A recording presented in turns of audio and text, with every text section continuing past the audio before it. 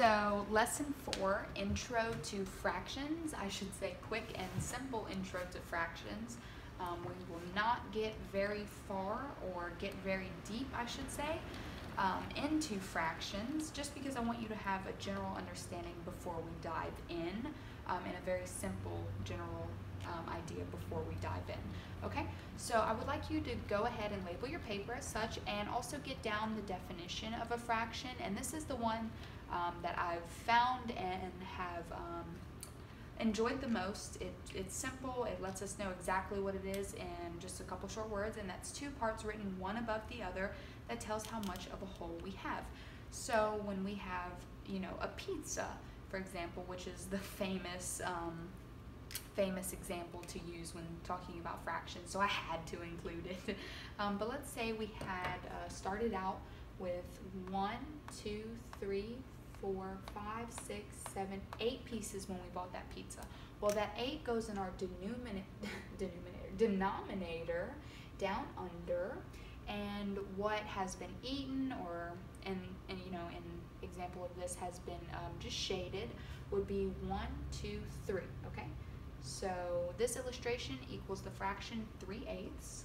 And now we're working right to left today. That's totally fine.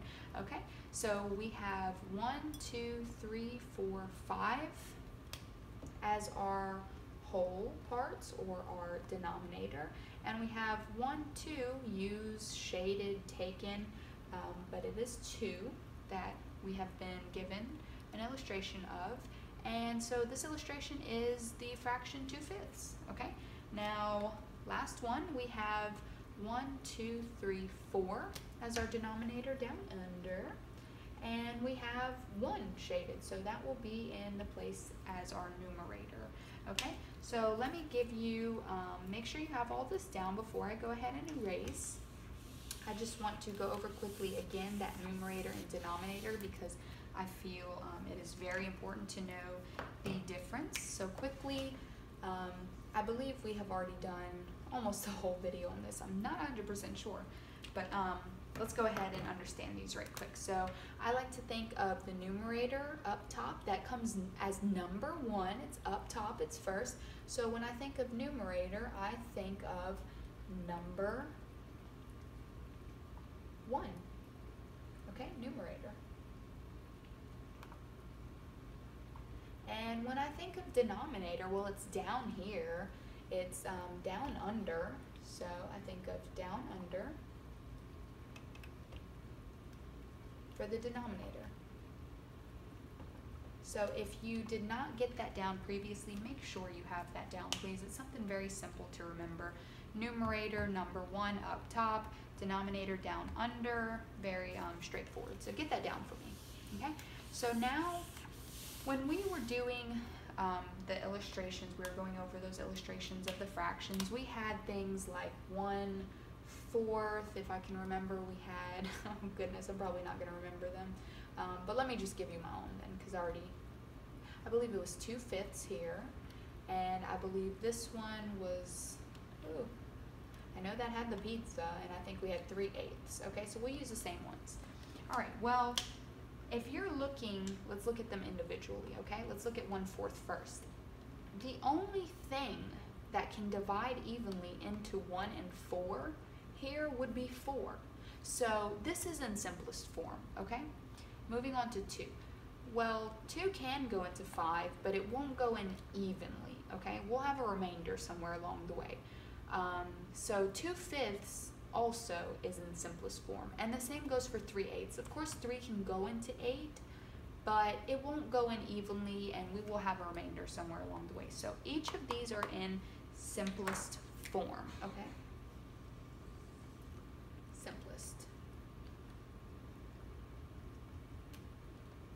Simplest form. Okay, so let's suppose then that we had these 3 fractions. Now let's say we had some simple ones just to get you familiar or brushed up. Let's say we had 2/4, let's say we had 5/15, and let's say we had let's do another simple one. let's say we had 14/18, okay? All very simple. Or, you know what, let's make this 14/16. I don't even like this one because I want to use a different example later that'll explain something. So let's just say we had another simple one like 25/30, okay?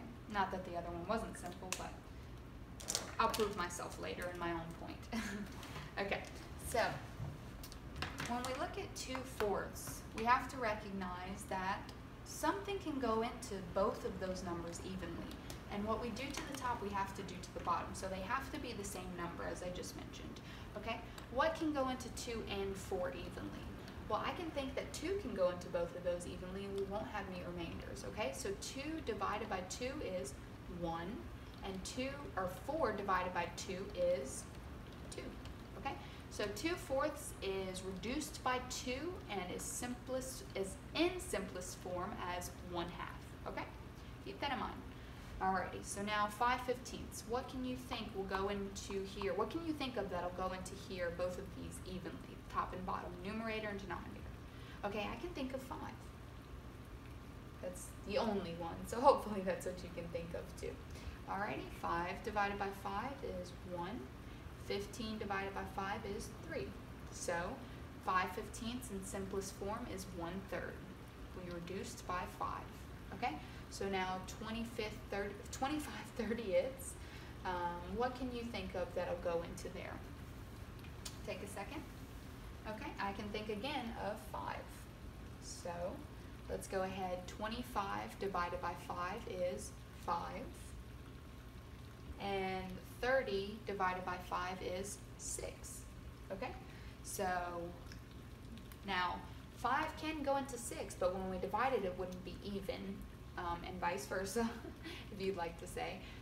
So 25/30ths in simplest form, we are here at 5/6, and that is it. That is in simplest form, all of these, just as these are in their simplest forms as well. Okay? So now I would like to go over quickly something that we use when we're reducing and trying to simplify, and that is using your GCF, which stands for greatest,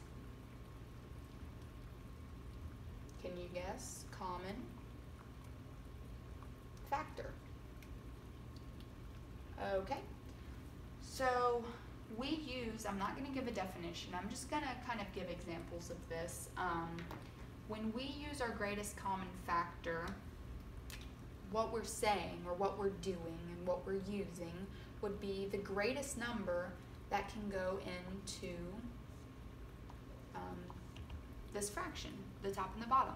Okay, so here's the thing. Let's work this out as if we used 5. Now 5 is not the greatest common factor, but let me show you something interesting that will happen, okay? 5 goes into both of these, okay? So 15 divided by 5 we know is 3, and 30 divided by 5 we know is 6, okay? Well, something else, we're not done, something else can go into both of these evenly, all right? And can you think of what that is? You should have thought of 3 can go into both of those, okay? And 3 divided by 3 is 1, 6 divided by 3 is 2. So this now is in simplest form, okay? Now 15/30ths in simplest form is 1/2. Keep that in mind as we work it another way, okay? So using our greatest common factor, we can reduce the steps. It took us 2 times of reducing to simplify that last fraction. Okay, so had we known that our greatest common factor is 15, because it can go into both of these, and it's the largest one that can go into both of these, we can reduce in one simple step, okay? We know that 15 goes into both of them, okay? So now 15 divided by that greatest common factor, 15, is 1. And 30 divided by 15 is 2. We're still at 1/2, but it only took us 1 time because we knew our greatest common factor. Okay? Let's try one more. How about we try something almost as similar or almost as simple, and then last we'll kind of finish off with one to really think about. So we've got two more. Let's try